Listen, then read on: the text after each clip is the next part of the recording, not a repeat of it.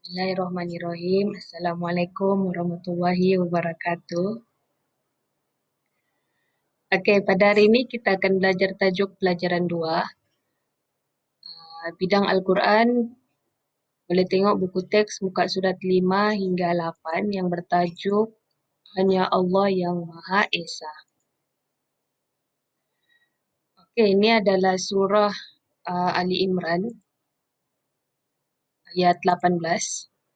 Dan surah ini merupakan surah bacaan dan juga hafazan yang kamu perlu hafal dan baca secara berdepan dengan saya. Jadi kita dengar dulu bacaan surah ini. Surah Ali Imran ayat 18.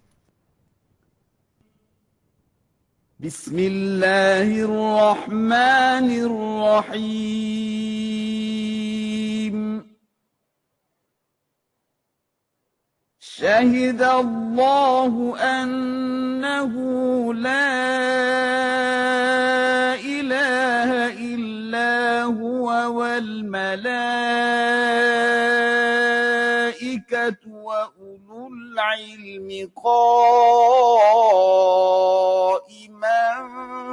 بالقسط لا إله إلا هو العزيز الحكيم.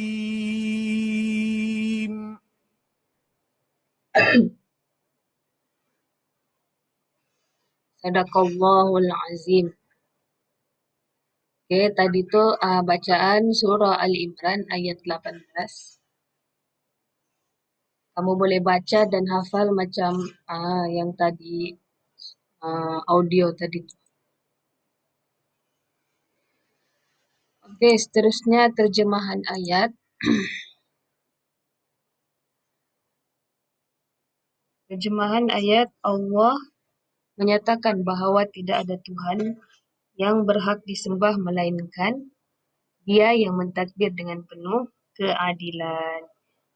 Wal malaikatu wa ulul ilmi qa'iman bil qist.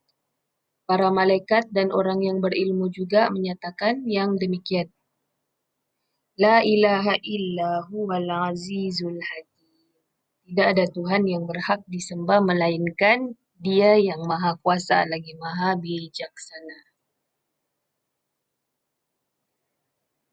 Okey, intisari ayat daripada surah Al Imran tadi tu ada 1, 2, 3 dan 4.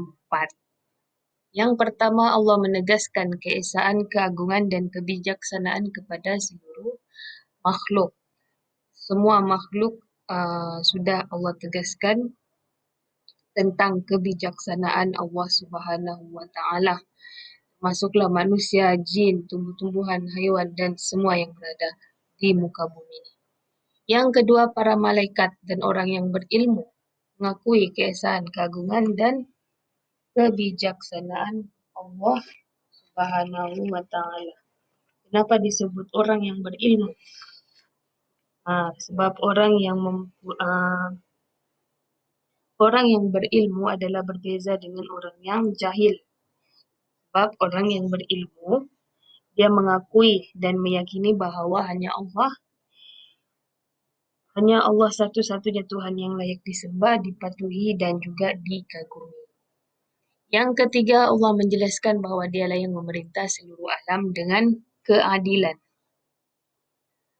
Dan yang terakhir, bukti dan dalil keesaan, keagungan dan kebijaksanaan Allah dapat disaksikan melalui penciptaan alam semesta dan dalil ayat-ayat daripada Al-Quran.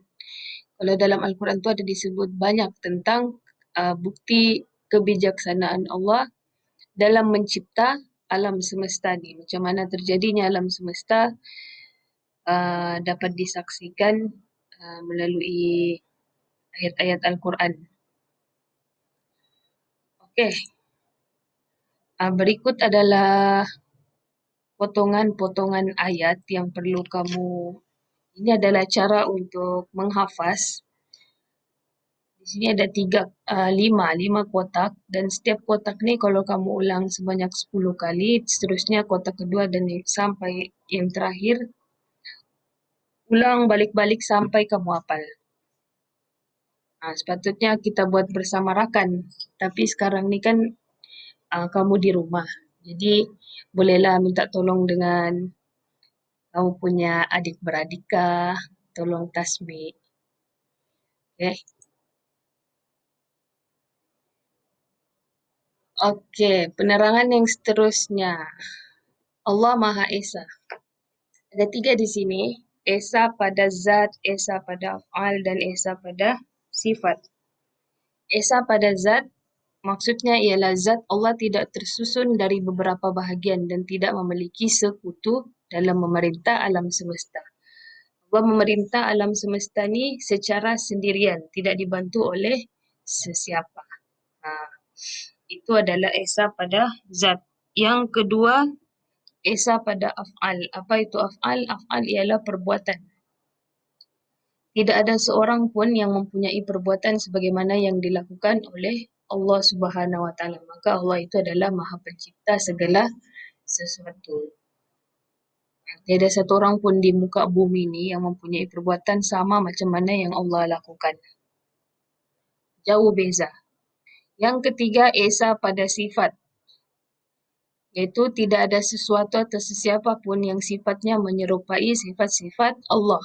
Ada berapa sifat-sifat Allah? Ada 20 yang kita perlu ketahui, dan sifat-sifat itu semua tidak ada tidak akan sama dengan sifat-sifat manusia. Kita ni kalau mau dibanding umpama macam terlalu jauh. Kita ni cuma semut saja. Okey. Yang seterusnya, larangan menyekutukan Allah. Apa itu menyekutukan Allah? Menyekutukan Allah ni kita percaya ada kuasa lain yang lebih berkuasa daripada Allah, dan perbuatan itu adalah perbuatan yang dilarang dan merupakan dosa besar. Allah sendiri ada berfirman, Annahu la ilaha illa huwa, maksudnya tiada Tuhan yang berhak disembah melainkan Dia.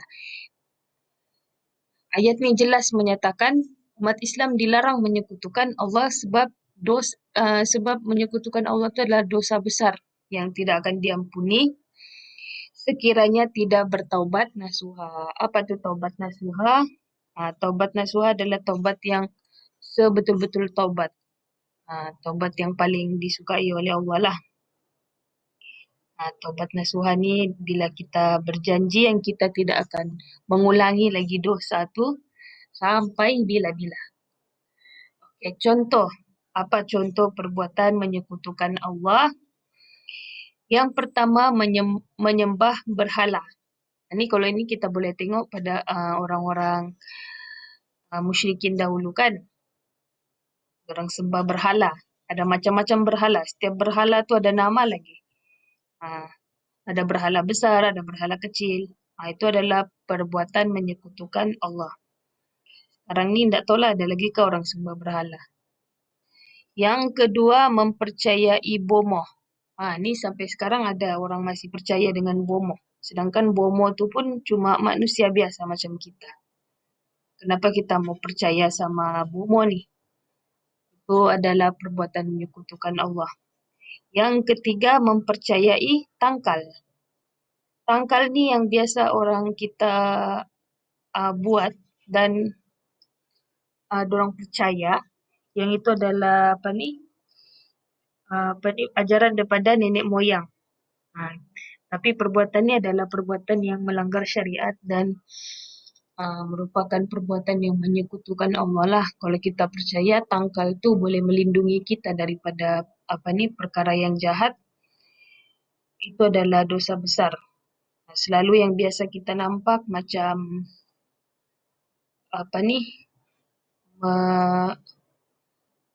melekat ke apa? Di tangan bayi tu ada benang hitam. Itu yang biasa kita tengok, ataupun ada rantai yang ada warna hitam.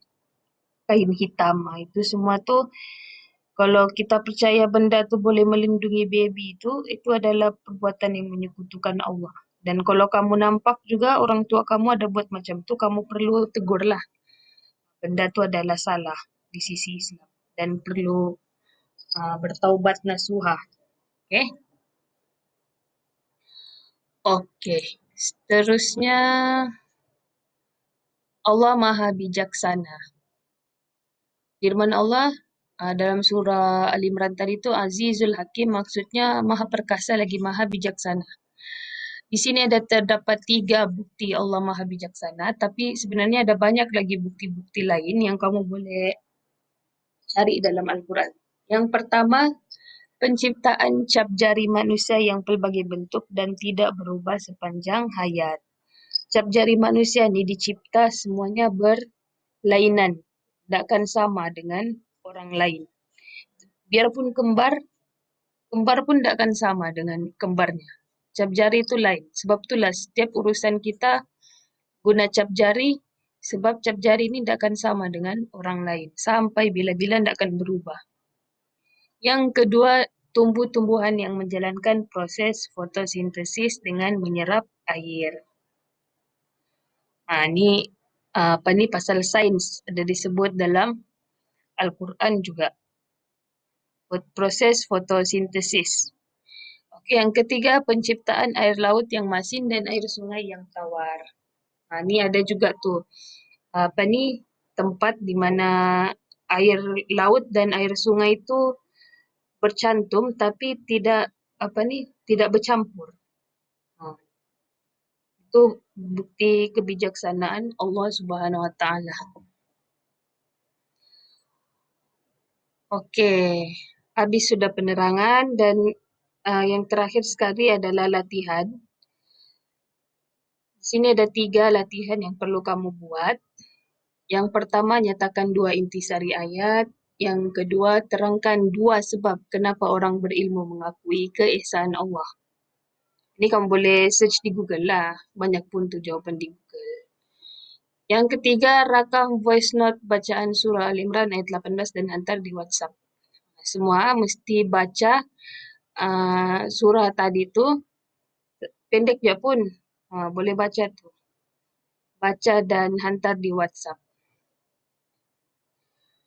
Okey, kalau ada pertanyaan boleh tanya terus di WhatsApp kalau tidak faham. Pasal latihan pun boleh tanya. Okey, itu sahaja.